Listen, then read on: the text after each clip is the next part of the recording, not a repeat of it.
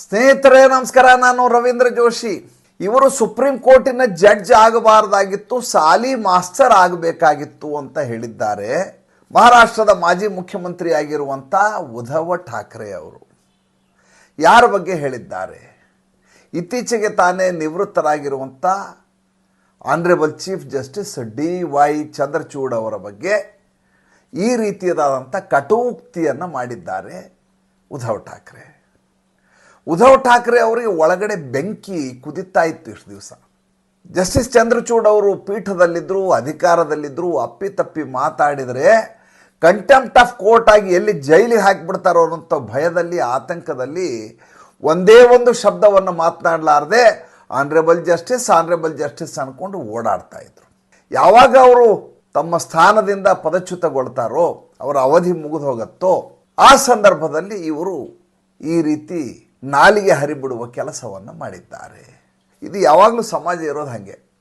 ಒಬ್ಬ ವ್ಯಕ್ತಿ ಯಾವಾಗ ಸಶಕ್ತನಾಗಿರ್ತಾನೋ, ಯಾವಾಗ ಬಲಾಢ್ಯನಾಗಿರ್ತಾನೋ, ಯಾವಾಗ ಧನಾಢ್ಯನಾಗಿರ್ತಾನೋ, ಆವಾಗ ಆತನ ಬಗ್ಗೆ ಒಂದೇ ಒಂದು ಉಸಿರನ್ನು ಕೂಡ ಎತ್ತೋದಿಲ್ಲ. ಸಾಧ್ಯ ಆದರೆ ಒಂದೇ ಮಾಗದ ರೀತಿಯಲ್ಲಿ ಹೊಗಳಿಕೊಂಡು ಗುಲಾಮಗಿರಿಯಲ್ಲಿ ಕಾಲವನ್ನು ಹರಡ ಮಾಡ್ತಾ ಇರ್ತಾರೆ. ಯಾವಾಗ ಆತ ದುರ್ಬಲ ಅಂತ ಗೊತ್ತಾಗುತ್ತೋ, ಅಥವನಿಗೆ ಸ್ಥಾನಮಾನ ಇಲ್ಲ ಅಂತ ಗೊತ್ತಾಗುತ್ತೋ, ಆವಾಗ ಇಲ್ಲದ ರೀತಿಯ ಆರೋಪಗಳನ್ನು ಮಾಡುವಂಥ ಪ್ರವೃತ್ತಿ ಈ ಸಮಾಜದಲ್ಲಿದೆ. ಹಾಗಾದರೆ ಉದ್ಧವ್ ಠಾಕ್ರೆ ಈ ರೀತಿ ಹೇಳಿದ್ಯಾಕೆ? ಅವ್ರು ಹೇಳ್ತಾರೆ, ನಮ್ಮ ಶಿವಸೇನೆಯ ಪ್ರಕರಣವನ್ನು ತೀರ್ಪು ಕೊಡಬಹುದಿತ್ತು. ಇವ್ರ ಪ್ರಕರಣಕ್ಕೆ ಇವರು ತೀರ್ಪು ಕೊಡಲಿಲ್ಲ, ನನಗೆ ಅನ್ಯಾಯವನ್ನು ಮಾಡಿದರು. ಪ್ರಕರಣ ಏನು ಅಂತ ನಿಮಗೆ ತುಂಬ ಚೆನ್ನಾಗಿ ಗೊತ್ತಿದೆ. ಯಾವಾಗ ಇವರು ಹಿಂದುತ್ವದಿಂದ ವಿಮುಖರಾಗ್ತಾರೋ, ಯಾವಾಗ ಮುಖ್ಯಮಂತ್ರಿ ಆದಮೇಲೆ ಮನೆಯಲ್ಲಿ ಹಾಸಿಗೆ ಹಿಡಿದು ಬಿಡ್ತಾರೋ, ಯಾವಾಗ ಕೋವಿಡ್ ಸಮಯದಲ್ಲಿ ಕೂಡ ಮಹಾರಾಷ್ಟ್ರದಲ್ಲಿ ಮುಂಬೈನಲ್ಲಿ ಹೊರಗಡೆ ಕಾಲೇ ಇಡೋದಿಲ್ವೋ, ಯಾವಾಗ ಮಾತೋಶ್ರೀಯ ಇವರ ಕಾರ್ಯಾಲಯವಾಗತ್ತೋ, ಯಾವಾಗ ಮಂತ್ರಾಲಯಕ್ಕೆ ಒಂದೇ ಒಂದು ಸಲ ಭೇಟಿಯನ್ನು ಕೊಡೋದಿಲ್ವೋ, ಅಂದರೆ ವಿಧಾನಸೌಧಕ್ಕೆ ಭೇಟಿಯನ್ನು ಕೊಡೋದಿಲ್ವೋ, ಯಾವಾಗ ಕಾರ್ಯಕರ್ತರನ್ನು ಕೂಡ ಭೇಟಿ ಆಗೋದಿಲ್ಲ, MLAಗಳು MP ಗಳು ಇವ್ರನ್ನ ಮಂತ್ರಿಗಳು ಇವ್ರನ್ನ ಭೇಟಿ ಆಗ್ಲಿಕ್ಕೆ ಸಾಧ್ಯ ಆಗೋದಿಲ್ವೋ, ಆವಾಗ ಇವರಿಂದ ಹೊರಗಡೆ ಬರ್ತಾರೆ ಏಕನಾಥ್ ಶಿಂದೆ. 39 ಜನ ಹೊರಗಡೆ ಕರ್ಕೊಂಬಂದು ಅಸ್ಸಾಮಿಗೆ ಹೋಗಿ ವಾಪಸ್ ಬಂದು ಬಂಡಾಯದಿಂದ ಸರ್ಕಾರವನ್ನು ರಚಿಸ್ತಾರೆ. ಯಾವಾಗ ಇವರು ಹೊರಗಡೆ ಬರ್ತಾರೋ ಅಷ್ಟು ಜನ, ಆ ಸಂದರ್ಭದಲ್ಲಿ ಒಂದು ಎಡವಟ್ಟನ್ನು ಮಾಡ್ಕೋತಾರೆ ಉದ್ಧವ್ ಠಾಕ್ರೆ. ಏನದು? ಯಾವಾಗ ತನಗೆ ಬಹುಮತ ಇಲ್ಲ ಅಂತ ತನ್ನ ಮನಸ್ಸಿಗೆ ಅನಿಸತ್ತೋ, ಫ್ಲೋರ್ ಆಫ್ ದಿ ಹೌಸ್ನಲ್ಲಿ ಶಕ್ತಿ ಪ್ರದರ್ಶನ ಮಾಡಲಾರದೆ, ಇದನ್ನು ಭಾಳ ಸೂಕ್ಷ್ಮವಾಗಿ ತಾವು ಒಂದೊಂದು ಶಬ್ದವನ್ನು ಗಮನಿಸಬೇಕು. ಯಾವಾಗ ಬಂಡಾಯವಾಗಿ ಹೊರಗಡೆ ಒಂದಷ್ಟು ಜನ ಹೋಗ್ತಾರೋ, ಆವಾಗ ತಮಗೆ ಶಕ್ತಿ ಪ್ರದರ್ಶನ ಮಾಡಲಿಕ್ಕೆ ಅವಕಾಶ ಇರುವಂಥ ಫ್ಲೋರ್ ಆಫ್ ದಿ ಹೌಸ್ನ ಅವಕಾಶವನ್ನು ಪಡೆಯಲಾರದೆ ಅದಕ್ಕಿಂತ ಮುಂಚಿತವಾಗಿಯೇ ರಾಜೀನಾಮೆಯನ್ನು ಕೊಟ್ಬಿಡ್ತಾರೋ, ಅದಾದ ಮೇಲೆ ಸುಪ್ರೀಂ ಕೋರ್ಟ್ ಒಂದು ಮಾತನ್ನು ಹೇಳುತ್ತೆ. ಏನಂತ ಹೇಳುತ್ತೆ? ನೀವು ನಿಮ್ಮ ಶಕ್ತಿ ಪ್ರದರ್ಶನವನ್ನು ಮಾಡಲಾರದೆ ನೀವಾಗಿಯೇ ಸ್ವಯಂ ನಿಮ್ಮ ಸ್ಥಾನಕ್ಕೆ ರಾಜೀನಾಮೆ ಕೊಟ್ಟಿರುವುದರಿಂದಾಗಿ ನಿಮ್ಮ ಮುಖ್ಯಮಂತ್ರಿ ಸ್ಥಾನದ ಮತ್ತು ಅನರ್ಹತೆ ಪ್ರಶ್ನೆಯ ಬಗ್ಗೆ ನಾವು ಯಾವುದೇ ರೀತಿಯ ಕ್ರಮ ಕೈಗೊಳ್ಳಲಿಕ್ಕೆ ಆಗುವುದಿಲ್ಲ. ಒಂದನೇದು. ಎರಡನೇದಾಗಿ, ಯಾರು ಬಂಡಾಯ ಹೋಗಿದ್ದಾರಲ್ಲ, ಬಂಡಾಯ ಹೋದವರ ಅನರ್ಹತೆಯನ್ನು ತೀರ್ಮಾನ ಮಾಡಬೇಕಾದ್ದು ನ್ಯಾಯಾಲಯ ಅಲ್ಲ. ಅಲ್ಲಿ ಒಬ್ಬ ತೀರ್ಪು ಕೊಡಲಿಕ್ಕೆ ಒಬ್ಬ ವ್ಯಕ್ತಿ ಇರ್ತಾನೆ ಫ್ಲೋರ್ ಆಫ್ ದಿ ಹೌಸ್ನಲ್ಲಿ. ಯಾರು? ಅದು ವಿಧಾನಸಭಾಧ್ಯಕ್ಷ. ಯಾರದು? ನಾರ್ವೇಕರ್ ಅವತ್ತು ವಿಧಾನಸಭಾ ಅಧ್ಯಕ್ಷರಾಗಿರ್ತಾರೆ. ಅವರು ಈಗ ಇರುವಂಥ ಸದಸ್ಯರು ಶಿವಸೇನೆ ಉದ್ಧವ್ ಠಾಕ್ರೆ ಬಣಕ್ಕೆ ಸೇರಿದವರೋ ಅಥವಾ ಬಂಡಾಯ ಹೋದವರು ಅವ್ರದ್ದು ಸಿಂಧುತ್ವ ಹೊರಟೋಗಿದೆ ಅಂತ ಅವರು ತೀರ್ಮಾನ ಮಾಡಬೇಕು. ಇದಾದ್ಮೇಲೆ ಸುಪ್ರೀಂ ಕೋರ್ಟ್ ಇವ್ರಿಗೊಂದು ಅನುಕೂಲ ಮಾಡಿಕೊಡತ್ತೆ ಉದ್ಧವ್ ಠಾಕ್ರೆಗೆ. ಏನಂತ? ನಾರ್ವೇಕರ್ಗೆ ಚಾಟಿಯನ್ನು ಬೀಸತ್ತೆ. ಏನಂತ? ತಕ್ಷಣದಲ್ಲಿ ನೀವು ನಿಮ್ಮ ಶಾಸಕರ ಸಿಂಧುತ್ವವನ್ನು ಪರಿಶೀಲಿಸಿ ನಮಗೆ ಅದರ ವರದಿಯನ್ನು ಕಳಿಸಿ, ಸುಪ್ರೀಂ ಕೋರ್ಟಿಗೆ ವರದಿಯನ್ನು ಕಳಿಸಿ. ಅವರು ಅರ್ಹರೋ ಅನರ್ಹರೋ ಎನ್ನುವ ತೀರ್ಮಾನ ಆಗಬೇಕು. ಅದನ್ನು ನೀವು ಅಡ್ಡುಗೋಡೆಯ ಮೇಲೆ ದೀಪ ಇಟ್ಟ ಹಾಗೆ ಇಡುವ ಹಾಗಿಲ್ಲ. ಅದರ ಕುರಿತಾಗಿ ಒಂದು ತೀರ್ಪನ್ನು ಕೊಡಬೇಕು ನೀವು. ನಾರ್ವೇಕರ್ ಅವರು ಇಂಚಿಂಚನ್ನು ಬರೆದುಕೊಂಡು ಅದನ್ನು ಸ್ವತಃ ಓದುವ ಮೂಲಕ ಇವರೆಲ್ಲರೂ ಅರ್ಹ ಶಾಸಕರು ಅಂತ ಏಕನಾಥ್ ಶಿಂದೆ ಬಣಕ್ಕೆ ಸಿಂಧುತ್ವವನ್ನು ಘೋಷಿಸ್ತಾರೆ. ಯಾವಾಗ ಇವರು ಸಿಂಧುತ್ವವನ್ನು ಘೋಷಿಸಲಾಗತ್ತೋ, ಯಾವಾಗ ಚುನಾವಣಾ ಆಯೋಗ ಏಕನಾಥ್ ಶಿಂದೆಯ ಬಣವೇ ನಿಜವಾದ ಶಿವಸೇನೆ ಅಂತ ಚಿಹ್ನೆಯನ್ನು ಕೊಡುತ್ತೋ, ಆವಾಗ ಹತಾಶರಾದಂಥ ಉದ್ಧವ್ ಠಾಕ್ರೆ DY ಚಂದ್ರಚೂಡ್ ಅವರ ಮೇಲೆ ಬೆಂಕಿ ಕಾರಲಿಕ್ಕೆ ಶುರು ಮಾಡ್ತಾರೆ. ಚುನಾವಣಾ ಆಯೋಗದ ಮೇಲೆ ಬೆಂಕಿ ಕಾರಲಿಕ್ಕೆ ಶುರು ಮಾಡ್ತಾರೆ, ವಿಷವನ್ನು ಕಾರ್ಕೊಳ್ಳಿಕ್ಕೆ, ನಂಜನ್ನು ಕಾರ್ಕೊಳ್ಳಿಕ್ಕೆ ಶುರು ಮಾಡ್ತಾರೆ. ಆದರೆ ಸರಿಯಾದಂಥ ಅವಕಾಶ ಸಿಕ್ಕಿದ್ದು ಯಾವಾಗ ಅಂದರೆ, ಯಾವಾಗ ಚಂದ್ರಚೂಡ್ ಅವರು ನಿವೃತ್ತಿ ಆಗ್ತಾರೋ ಅದಾದ ಮೇಲೆ ಅವರು ಹೇಳಿಕೆಗಳನ್ನು ಕೊಡಲಿಕ್ಕೆ ಶುರು ಮಾಡ್ತಾರೆ. ಹೇಳ್ತಾರೆ, ಇವರು ತೀರ್ಪನ್ನು ಕೊಡುವುದಕ್ಕಿಂತ ಹೆಚ್ಚಾಗಿ ಹೇಳಿಕೆಗಳನ್ನು ಕೊಟ್ಟಿದ್ದಾರೆ. ಯಾರು? ಡಿ.ವೈ. ಚಂದ್ರಚೂಡ್ ಅವರು ತೀರ್ಪನ್ನು ಜಾಸ್ತಿ ಕೊಡಲಿಲ್ಲ, ಹೇಳಿಕೆಗಳನ್ನೇ ಜಾಸ್ತಿ ಕೊಟ್ಟರು. ಅಂದರೆ ಅಬ್ಸರ್ವೇಷನ್ಗಳು ಜಾಸ್ತಿ ಇತ್ತು. ಇವರು ಒಬ್ಬ ಲೆಕ್ಚರರ್ ಆಗಿದ್ರೆ ಅತ್ಯಂತ ಯಶಸ್ವಿ ಲೆಕ್ಚರರ್ ಆಗಬಹುದಿತ್ತೇ ವಿನಃ ಒಬ್ಬ ಒಳ್ಳೆಯ ಜಸ್ಟಿಸ್ ಆಗಲಿಲ್ಲ. ಇವರು ಒಳ್ಳೆ ಲಾ ಮೇಸ್ಟ್ರ್ ಆಗಬಹುದಿತ್ತು.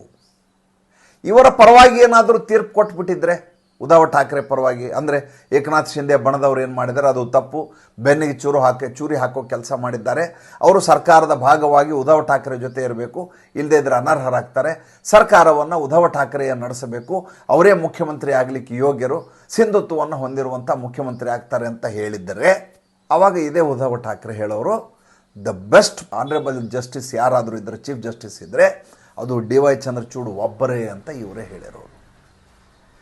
ಇವರ ಆಷಾಢಭೂತಿತನವನ್ನು ನೋಡಿ. ಮಣಿಪುರದಲ್ಲಿ ಗಲಭೆ ಆಗತ್ತೆ. ಸುಪ್ರೀಂ ಕೋರ್ಟ್ ಅಬ್ಸರ್ವೇಷನ್ನಲ್ಲಿ ನೇರವಾಗಿ ಸುವಮೋಟೋ ತೆಗೆದುಕೊಂಡು ಪ್ರಧಾನಮಂತ್ರಿಯನ್ನು, ಸರ್ಕಾರವನ್ನು ಇನ್ನಿಲ್ಲದ ಹಾಗೆ ಚಾಟಿ ಬೀಸುತ್ತೆ ಸರ್ಕಾರದ ಮೇಲೆ.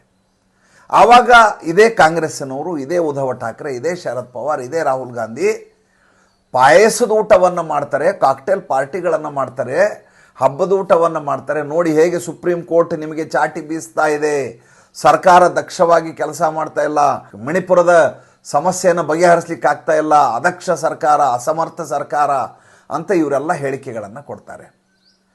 ಚುನಾವಣಾ ಬಾಂಡ್ ವಿಷಯದಲ್ಲಿ ಸುಪ್ರೀಂ ಕೋರ್ಟು ಪ್ರಧಾನಮಂತ್ರಿಯವರ ನೀತಿಯನ್ನು, ಅಂದರೆ ಅರುಣ್ ಜೇಟ್ಲಿ ಮಾಡಿದಂಥ ಆ ಪಾಲಿಸಿಯನ್ನು ಅಸಿಂಧುಗೊಳಿಸತ್ತೆ. ಇದು ಚುನಾವಣಾ ಬಾಂಡ್ ವ್ಯವಸ್ಥೆಯನ್ನು ಈ ಕ್ಷಣದಿಂದಲೇ ನಿಲ್ಲಿಸಬೇಕು ಅಂತ ಹರಿಹಾಯತ್ತೆ. ಇಡೀ ವಿಪಕ್ಷ ಇನ್ನಿಲ್ಲದ ಹಾಗೆ ಹಬ್ಬದ ವಾತಾವರಣವನ್ನು ನಿರ್ಮಿಸಿಕೊಳ್ಳತ್ತೆ. ನರೇಂದ್ರ ಮೋದಿಗೆ ಭಾಳ ದೊಡ್ಡ ಮಟ್ಟದ ಅಪಜಯ ಇದು, ಸೋಲು ಇದು, ಪರಾಭವ ಇದು ಅಂತಂದ್ರೆ ಆವಾಗ ಆನರೇಬಲ್ ಜಸ್ಟಿಸ್ ಡಿ.ವೈ. ಚಂದ್ರಚೂಡ್ ತುಂಬ ಒಳ್ಳೆಯ ಚೀಫ್ ಜಸ್ಟಿಸ್ ಆಗಿದ್ದರು. ಯಾವಾಗ ಇವರ ಮೊಕದ್ದಮೆಗೆ ತಕ್ಷಣ ಡೇಟ್ ಕೊಡಲಾಗುತ್ತೋ, ಪೋಸ್ಟಿಂಗ್ ಆಗುತ್ತೋ, ಆ ಸಂದರ್ಭದಲ್ಲಿ ಅವರು ಒಳ್ಳೆಯವರು. ಇದಕ್ಕಿಂತ ಮಜಾ ಅಂತಂದರೆ, ಈ ಅಭಿಷೇಕ್ ಮನು ಸಿಂಘ್ವಿ ಒಂದು ಪತ್ರಿಕಾ ಸಂದರ್ಶನದಲ್ಲಿ ಹೇಳಿದ್ದಾರೆ, 90% ಒಳ್ಳೆಯ ಚೀಫ್ ಜಸ್ಟಿಸ್ ಅಂತವರು ಡಿ.ವೈ. ಚಂದ್ರಚೂಡ್ ಅವರು, 10% ಸರಿ ಇಲ್ಲ ಅಂತ. ಈ ಪರ್ಸೆಂಟೇಜ್ ಮಾರ್ಕ್ಸ್ ಹಾಕಲಿಕ್ಕೆ ಇವರಿಗೆ ಅಧಿಕಾರ ಕೊಟ್ಟದ್ದು ಯಾರು ಅಂತ. ಯಾವಾಗ ಇವ್ರು ಬೇಕೋ ಅವಾಗೆಲ್ಲ ಪೋಸ್ಟಿಂಗ್ ಮಾಡಿದಾಗ ಡಿ.ವೈ. ಚಂದ್ರಚೂಡ್ ಒಳ್ಳೆಯವರು. ಯಾವುದೋ ಕಥಕ್ಕಳಿ ಡ್ಯಾನ್ಸ್ ಮಾಡೋ ಕಾರ್ಯಕ್ರಮ ನೋಡ್ಲಿಕ್ಕೆ ಹೋದಾಗ ಇವ್ರು ಹೇಳಿದ ತಕ್ಷಣ ಒಂದು ಡಿವಿಷನ್ ಬೆಂಚನ್ನು ನೇಮಿಸಿ ಪ್ರಕರಣ ನಡಲಿಕ್ಕೆ ಅನುವು ಮಾಡಿಕೊಟ್ರು. ಅದಾಗಲ್ಲ ಅಂದ್ರೆ 3 ಸದಸ್ಯ ಪೀಠ ಮಾಡಿ ರಾತ್ರಿಯೇ ವಿಚಾರಣೆ ನಡೆಸಲಿಕ್ಕೆ ಕೊಟ್ಟರು. ಅವಾಗೆಲ್ಲ ಬೆಸ್ಟು. ಬ್ಯಾಚ್ಮೇಟ್ ಕೂಡ ಇವರಿಗೆ, ಅಭಿಷೇಕ್ ಮನು ಸಿಂಘ್ವಿಗೆ ಆವಾಗೆಲ್ಲ ಬೆಸ್ಟು. ಯಾವುದೋ ಪ್ರಕರಣ ನಡೆಯುವಾಗ ಆ ಪ್ರಕರಣವನ್ನು ತೊಗೊಂಡ್ಬಿಡಿ ಅಂತ ಇವರು ಮಾತು ಹೇಳಿದಾಗ ಆಯಿತು ಮಧ್ಯಾಹ್ನ ತೊಗೊಳ್ಳೋಣ ಅಂತ ಚಂದ್ರಚೂಡ್ ಹೇಳಿದರೆ ಅದು ಒಳ್ಳೆಯವರು. ಆದರೆ ಇವ್ರಿಗೆ ಆಗದೇ ಇದ್ದಂಥ ಸಂದರ್ಭದಲ್ಲಿ ಇವರಿಗೆ ವಿರುದ್ಧವಾದಂಥ ತೀರ್ಪುಗಳು ಬಂದರೆ, ಅಥವಾ ಇವರ ತೀರ್ಪನ್ನು ಎತ್ತಿ ಹಿಡಿಯದೆ ಹೋದ ಸಂದರ್ಭದಲ್ಲಿ ಆವಾಗ ಚಂದ್ರಚೂಡ್ ಒಳ್ಳೆಯವರಲ್ಲ, ಅವ್ರಿಗೆ 90% ಮಾರ್ಕ್ಸು ಅಂತ. ಹಾಗಾದರೆ ಅಭಿಷೇಕ್ ಮನು ಸಿಂಘ್ವಿಗೆ ಎಷ್ಟು ಮಾರ್ಕ್ಸು? ಒಬ್ಬ ವಕೀಲ MP ಆಗಿ ಕೆಲಸ ಮಾಡ್ಬೋದು, MLA ಆಗಿರಬಹುದು, MLC ಆಗ್ಬೋದು, ಏನು ಬೇಕಾರಾಗ್ಬೋದು, ಜೊತೆ ಕೋರ್ಟ್ಗೂ ಹೋಗ್ಬೋದು, ಅದಕ್ಕೆ ಯಾವುದೇ ಅಭ್ಯಂತರ ಇಲ್ಲ. ಒಬ್ಬ ಜಸ್ಟಿಸ್ಸು ತನ್ನ ಕಾಲಾವಧಿ ಮುಗಿದ್ಮೇಲೆ ಮತ್ತೆ ಅವತ್ತ ಪ್ರಾಕ್ಟೀಸ್ ಮಾಡಲಿಕ್ಕೆ ಬರೋದಿಲ್ಲ. ಇದು ಈ ದೇಶದಲ್ಲಿರುವಂಥ ವ್ಯವಸ್ಥೆ. ಇದ್ರ ಬಗ್ಗೆ ಯಾರೂ ಮಾತಾಡಲ್ಲ ನಾವು. ಇದೇ ಅಭಿಷೇಕ್ ಮನು ಸಿಂಘ್ವಿ ಕೋರ್ಟಿನಲ್ಲಿ ಅರವಿಂದ್ ಕೇಜ್ರಿವಾಲ್ ಪರವಾಗಿ ಕೋರ್ಟ್ನಲ್ಲಿ ಮಧ್ಯಾಹ್ನ 2 ಗಂಟೆ ವಾದ ಮಂಡನೆ ಮಾಡಿದರು. 3:15ಗೆ ರಾಜ್ಯಸಭಾ ಸದಸ್ಯರಾಗಿ ಅಥವಾ ಕಾಂಗ್ರೆಸ್ ಮುಖಂಡರಾಗಿ ಚುನಾವಣಾ ಆಯೋಗಕ್ಕೆ ಹೋಗಿ ಲೆಟರ್ ಕೊಟ್ಟರು. ಅಲ್ಲಿ ಆ ಪಾತ್ರ ನಿರ್ವಹಿಸಿದರು ಕಾಂಗ್ರೆಸ್ ಮುಖಂಡನಾಗಿ, ಇಲ್ಲಿ ವಕೀಲನಾಗಿ ಮಾಡಿದ್ರು. ಅದೆಲ್ಲ ಮಾಡ್ಬೋದು. ಅಂದರೆ ಯಾವ ರೀತಿ ವ್ಯವಸ್ಥೆ ಇದು ಅಂತ ನನಗೆ ಇನ್ನೂ ತನಕ ಅರ್ಥ ಆಗ್ತಾ ಇಲ್ಲ. ಈ ಉದ್ಧವ್ ಠಾಕ್ರೆ ಥರದವ್ರಿಗೆ ಹೇಗೆ ಅಂದರೆ, ಇವರು ಹೇಳಿದ ಹಾಗೆ ವ್ಯವಸ್ಥೆ ಕುಣಿತಾ ಇರಬೇಕು. ಕುಣಿದೇ ಹೋದ ಸಂದರ್ಭದಲ್ಲಿ ಅವರು ಸರಿ ಇಲ್ಲ ಅಂತ ಹೇಳ್ತಾರೆ. ಸಾಧ್ಯವಾದರೆ ನರೇಂದ್ರ ಮೋದಿ ಅವರ ಚೇಲ ಅಂತ ಬೇಕಾದರೂ ಹೇಳಿಬಿಡ್ತಾರೆ. ಮತ್ತು ಮುಂದಿನ ಸಂಚಿಕೆಯಲ್ಲಿ ಹೊಸ ವಿಷಯದೊಂದಿಗೆ ಬರ್ತೇನೆ. ಸಂಚಿಕೆ ಇಷ್ಟ ಆಗಿದ್ದರೆ ಲೈಕ್ ಮಾಡಿ, ಫಾಲೋ ಮಾಡಿ, ಶೇರ್ ಮಾಡಿ. ದಯವಿಟ್ಟು ನಮ್ಮ ಮುಕ್ತ ಪತ್ರಿಕೋದ್ಯಮಕ್ಕೆ ಆರ್ಥಿಕವಾಗಿ ಬೆಂಗಾವಲಾಗಿ. ಇದು ಅರಿವಿನ ಅಭಿಯಾನ. ನೀವೆಲ್ಲ ಜೊತೆಗೆ ಸೇರಿದಾಗ ಆರ್ಥಿಕವಾಗಿ ಸದೃಢ ಆದರೆ ಈ ಅಭಿಯಾನವನ್ನು ಇನ್ನಷ್ಟು ಸದೃಢವಾಗಿ ನಾವು ಮುಂದುವರಿಸ್ಕೊಂಡು ಹೋಗ್ಲಿಕ್ಕೆ ಸಾಧ್ಯ ಆಗುತ್ತೆ. ನೀವು ನಮ್ಮ ಜೊತೆ ಇದ್ದೀರಿ ಅನ್ನುವಂಥ ನಂಬಿಕೆ, ಅಚಲವಾದಂಥ ವಿಶ್ವಾಸ, ಅಪರಿಮಿತವಾದ ನಂಬಿಕೆ ತಮ್ಮ ಮೇಲಿದೆ. ನಮಸ್ಕಾರ.